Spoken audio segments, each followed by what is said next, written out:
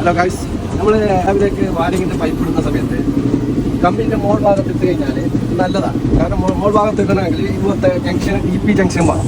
മറ്റേ ചെറിയ ജംഗ്ഷനിൽ മോൾ ഭാഗത്ത് ഇടാൻ പറ്റില്ല. ഇതുപോലത്തെ TP ജംഗ്ഷൻ ഇട്ടിട്ട് കമ്പിൻ്റെ മോൾ ഭാഗത്ത് ഇട്ട് കൊടുത്തു കഴിഞ്ഞാൽ കുറച്ച് ക്രാക്ക് ഒന്നും ഉണ്ടായില്ല.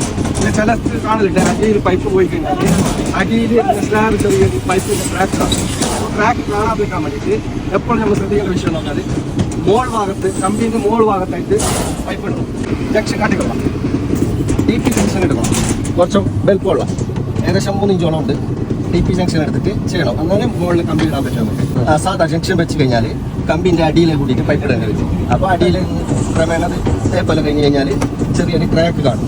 ക്രാക്ക് ഒഴിവാകാൻ വേണ്ടിയിട്ടാണ് ഈ കമ്പിൻ്റെ മുകളിലെ കൂടിയിട്ട് നമ്മൾ ഈ പൈപ്പ് ഇടുന്നത്.